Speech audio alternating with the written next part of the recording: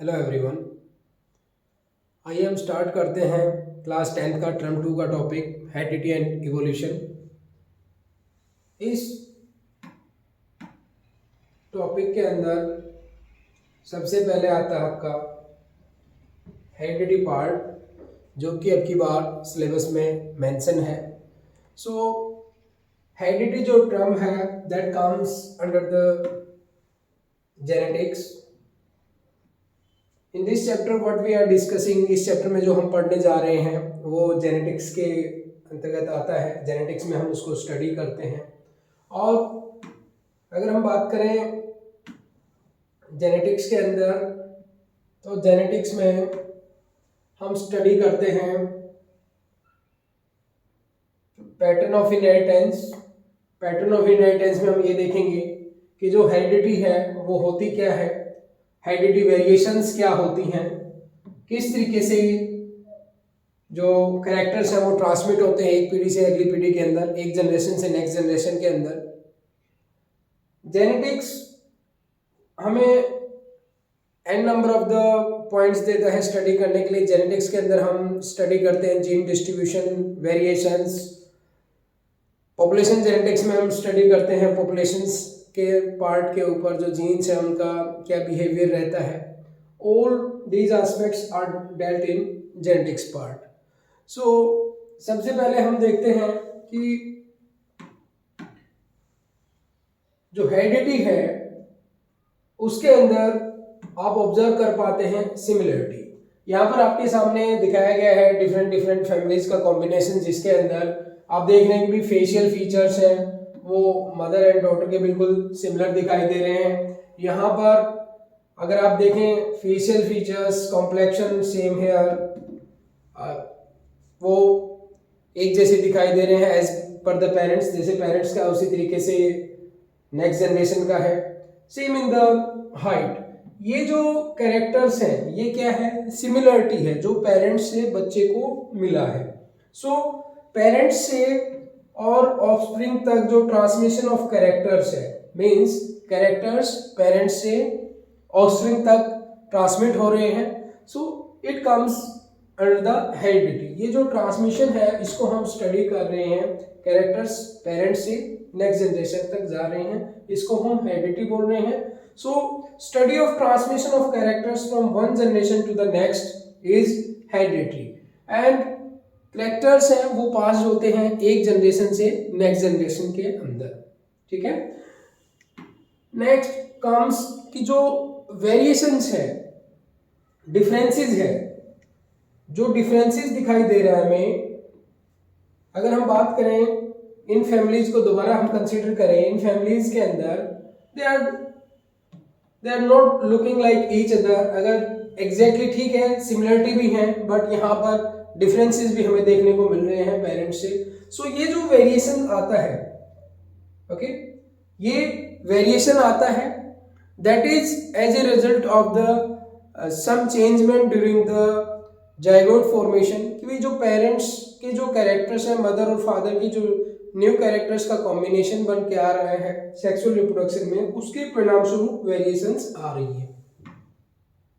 सो ये वेरिएशंस हैं, ये जो वेरिएशंस हैं ये as a result of sexual reproduction next generation के अंदर आ रही है। वेरिएशंस का जो सोर्स है वो सेक्सुअल रिप्रोडक्शन के टाइम पर रिकॉम्बिनेशन होता है। We will discuss that. ठीक है। So if we do discuss कि भाई ये जो वेरिएशंस हैं, जो वेरिएशंस ह्यूमन पॉपुलेशन के अंदर देखने को मिलता है, इसी तरीके का वेरिएशंस का जो बिहेवियर है वो हमें देखने को मिला है कि ह्यूमंस ने उसको अपने बेनिफिट के लिए एक्सप्लॉइट किया है, उसको अपने बेनिफिट के लिए यूज किया है। सिलेक्टिव जो ब्रीडिंग का प्रोग्राम है, जो सिलेक्टिव ब्रीड्स ह्यूमंस ने डेवलप किया एनिमल्स के केस में, that was as a result of the variations. जो वेरिएशंस है उसी का बेनिफिट ह्यूमंस ने उठाया है, जिसके परिणाम स्वरूप उसने साहिवाल काऊ ऑफ पंजाब जो इंडियन ब्रीड है that has been developed as a result of the artificial selection and domestication. So artificial selection और डोमेस्टिकेशन के परिणाम स्वरूप जो एंसेस्ट्रल वाइल्ड काउस थी उनके अंदर जो धीरे धीरे वेरिएशंस आता गया, उसको ह्यूमंस सिलेक्ट करता गया अपने बेनिफिट के लिए. That is how since the n number of the years genetics है उसका n number of the centuries से ह्यूमन बीइंग यूज करता आ रहे हैं अपने लाइफस्टाइल के अंदर. अब देखिए ये जो ट्रांसमिशन है from mother to the daughter, from then again from mother to the daughter, ये जो ट्रांसमिशन है एक जनरेशन से अगली जनरेशन तक जो कैरेक्टर्स ट्रांसमिट हो रहे हैं उसको हम क्या कह रहे हैं, उसको हम कह रहे हैं heredity. And there are the differences, जो डिफरेंसेस हमें देखने को मिलते हैं, डिफरेंसेस इन द कैरेक्टर्स के अंदर जो डिफरेंसेस देखने को हमें मिलते हैं पेरेंट्स से यंग जनरेशन के अंदर, उसको हम क्या कह रहे हैं, वेरिएशंस बोल रहे हैं. अब अगर बात किया जाए इन दोनों का कंबाइंड जो हेरिडिटी और वेरिएशंस का जो साइंटिफिक स्टडी है उसको हमने क्या बोल दिया, जेनेटिक्स. बट हेरिडिटी में क्या पार्ट डिस्कस करेंगे, वेरिएशंस में हम क्या डिस्कस करेंगे, जो जेनेटिक्स कहलाएगा. जो साइंटिफिक स्टडी है, scientific study of mechanism of heredity, क्या मैकेनिज्म फॉलो हो रहा है हेरिडिटी के टाइम पर, एंड व्हाट कॉजेज वेरिएशंस, ये जो पार्ट है साइंटिफिक जो स्टडी कर रहे हैं हम उस मैकेनिज्म का जिसके परिणाम स्वरूप जो हेरिडिटी है वो ट्रांसमिट हो रहा है, जो कैरेक्टर्स हैं वो ट्रांसफर हो रहे हैं from parents to the young generation. And जो वेरिएशंस है उसका क्या कोज है, ये क्या कहलाएगा, ये जेनेटिक्स कहलाएगा. जो mechanism of heredity and along with that क्या कॉजेज रहा है, वेरिएशंस आने का क्या कारण रहा है, अगर उसको हम स्टडी कर रहे हैं तो वो जेनेटिक्स कहलाता है. And you know this person Gregor Mendel, he was known as the father of the genetics because of his contribution in what, in the experiment which he carried out on the pea plant. So he was called as the father of the genetics, Gregor John Mendel. He carried out and gave the laws for the inheritance. So जो हमने Mendel ने जिसको characters कहा या Mendel's ने बोला कि जो डिस्टिंक्ट यूनिट ऑफ इनहेरिटेंस हैं, जो कैरेक्टर्स को एक पीढ़ी से अगली पीढ़ी तक या एक जनरेशन से नेक्स्ट जनरेशन तक लेके जा रही हैं, उनको मेंडल ने फैक्टर कहा. ओके. और ये जो कैरेक्टर्स को ले जाने वाले जो फैक्टर्स हैं उनको लेटर ऑन फाइंड आउट किया गया, उनको नाम पॉइंट दिया गया कि वो क्या है, जीन्स या जो कोडिंग पार्ट है सिस्टोन उसको बोला गया. ठीक है. सो ये मेंडल का कंट्रीब्यूशन रहा. आइए अब हम देखते हैं कि जो मेंडल है he was not that much lucky कि उसको अपना जो पार्ट है उसी टाइम पर रिकॉग्नाइज हो गया. In fact that was later on rediscovered by these three scientists, Hugo de Vries, Correns and Tschermak.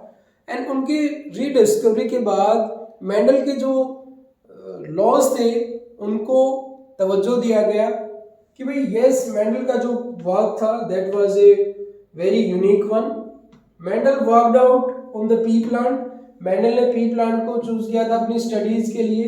And Mendel ने इसको चूज करने का क्या रीजन था, मेंडल ने क्या रीजन रहा कि पी प्लांट को चूज किया. First, true breeding line develop करना इसके अंदर इजी है पी प्लांट के अंदर. And he was able to develop this true breeding lines, जिसके अंदर केवल और केवल ट्यूब ब्रीडिंग लाइन का मतलब ये हुआ कि उस पेरेंट्स के पास केवल और केवल एक ही कैरेक्टर है. फॉर एग्जाम्पल, अगर वो टॉलनेस का कैरेक्टर स्टडी कर रहा था तो उसने ऐसा प्लांट डेवलप किया, ऐसा plant after the repeated experiments के पास उसने पाया कि उसके अंदर केवल और केवल टॉलनेस का ही कैरेक्टर है, ड्वार्फनेस का या शॉर्टनेस का कैरेक्टर नहीं है. That was the meaning of the true breeding line. So why the pea plant, why he was lucky to get select this pea plant, what was the reason कि उसके जो experiments हैं वो इतने अच्छे से कैरी ऑन हो पाए। इसका रीजन ये रहा कि जो मेंडल ने जो पी प्लांट को लिया था उसके अंदर सेल्फ फर्टिलाइजेशन की प्रॉपर्टी है, सेल्फ पोलिनेशन उसके अंदर होता है, उसके परिणाम से pea plant shows the self fertilization. And apart from this अगर क्रॉस पोलिनेशन का जो पार्ट है वो भी एक्सपेरिमेंटली कैरी आउट किया जा सकता है पी प्लांट के अंदर, ठीक है। लाइफ स्पैन जो पी प्लांट का है वो जो शॉर्ट है। So these were the some of the reasons for which Mendel chose the pea plant.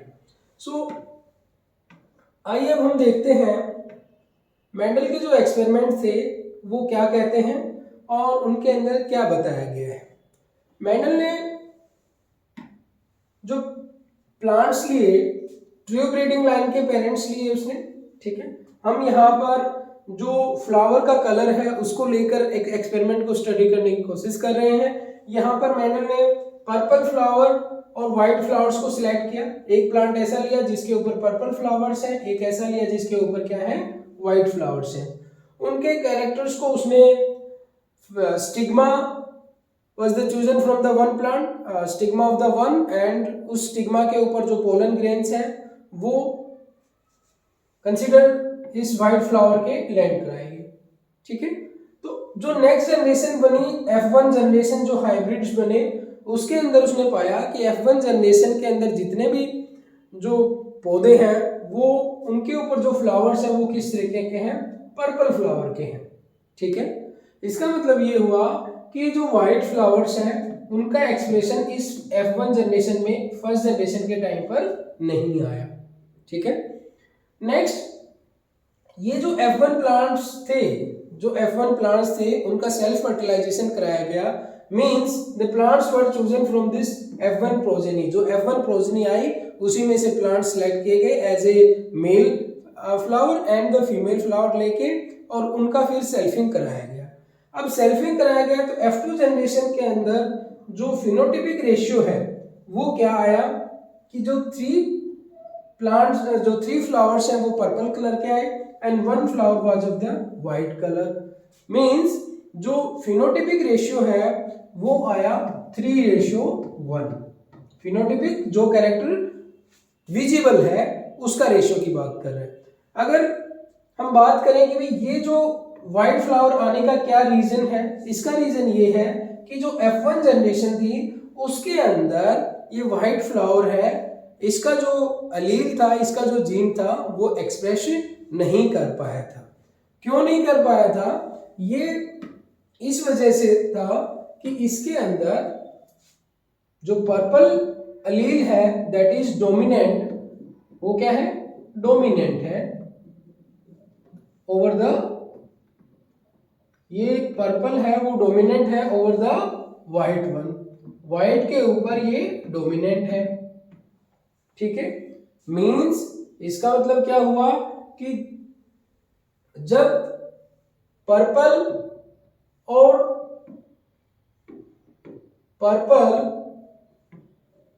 और व्हाइट फ्लावर्स के ये अलील्स एक साथ आएंगे तो उनमें से जो पर्पल का जो अलील है, डोमिनेंट जो अलील है, वो अपना प्रभाव शो करेगा।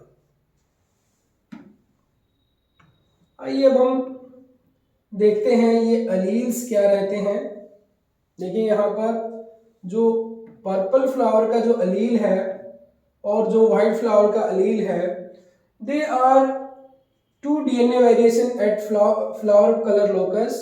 कि भाई मान लीजिए ये जो एक मेल जो पर्पल फ्लावर है उसका क्रोमोसोम है, ये व्हाइट फ्लावर का जो क्रोमोसोम है, इनकी जो होमोलोगस पोजीशंस हैं, इनके ऊपर यहाँ पर अलील है पर्पल कलर के लिए और यहाँ पर अलील है व्हाइट फ्लावर के लिए, ठीक है।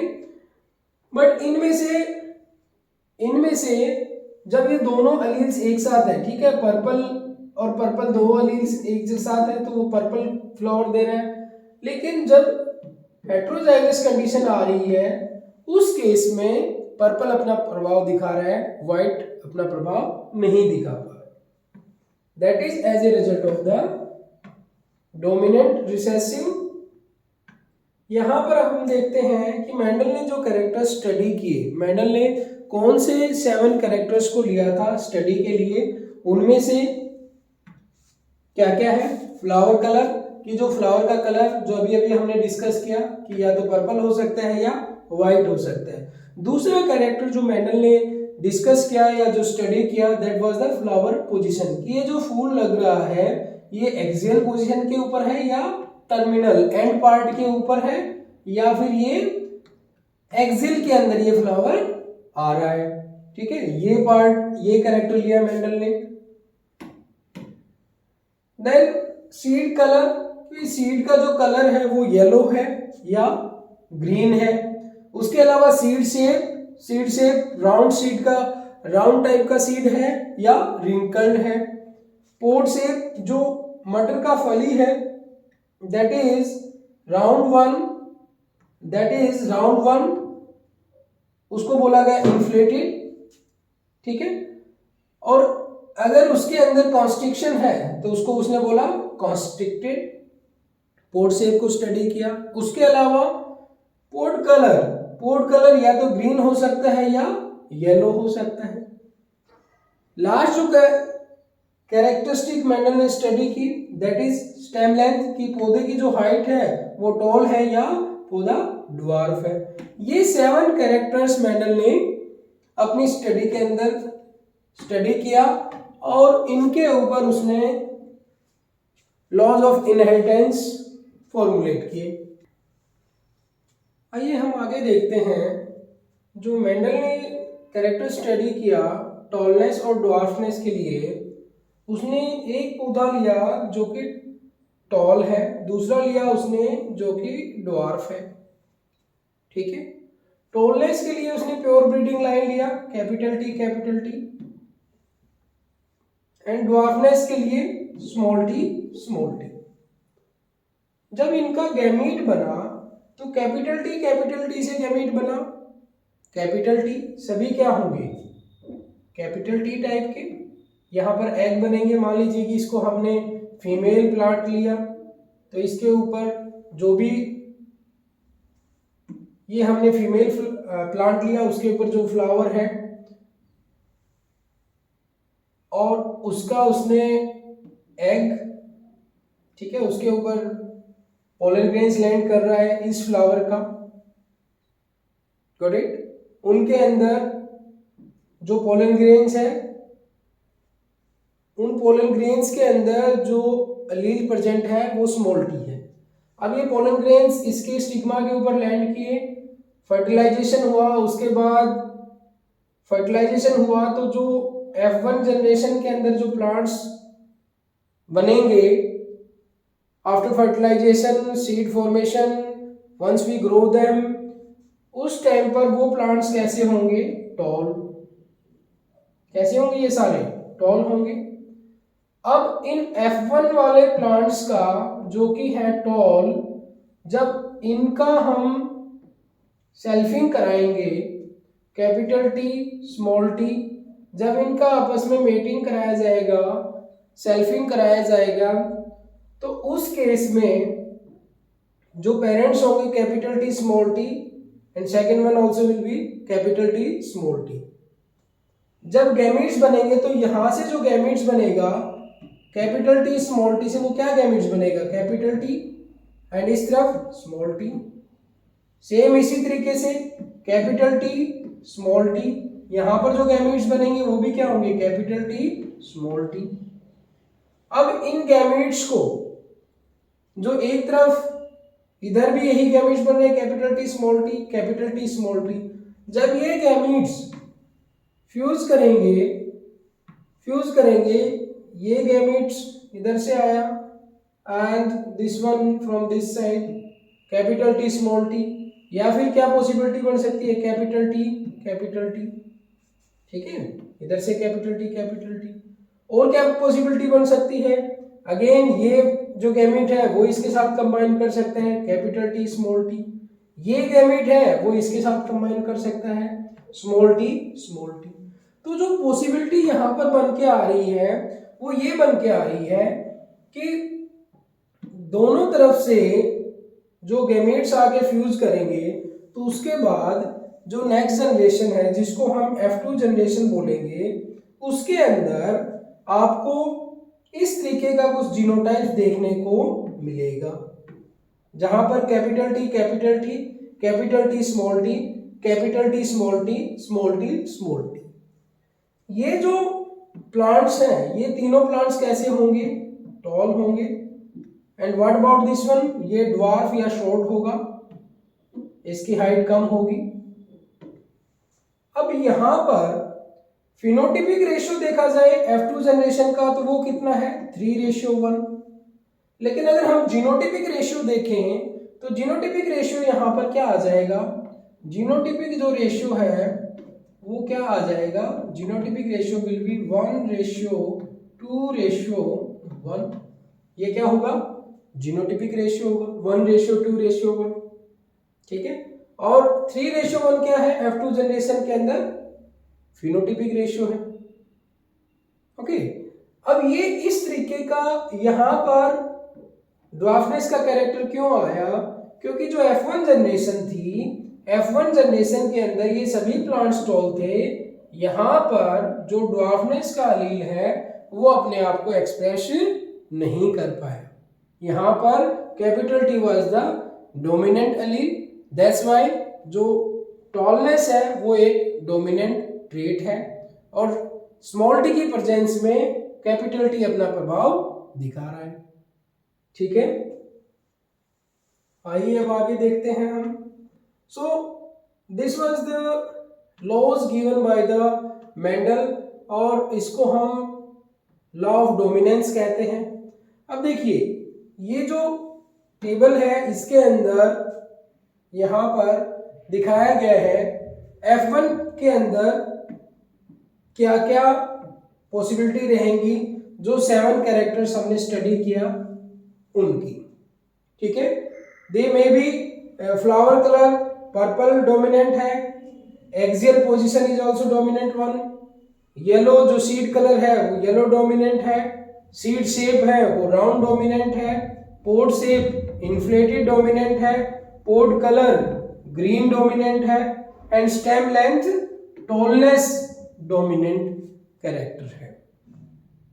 ओके बच्चों, rest of the things we will continue in the next video. आप इस वीडियो को लाइक शेयर जरूर करें, हमारे चैनल को सब्सक्राइब करें सो दैट आने वाला जो वीडियो है वो आप तक उसका नोटिफिकेशन आपको टाइमली मिल जाए और आप उसको पढ़ पाए और अपने एग्जाम्स में अच्छा स्कोर कर पाए। Thank you.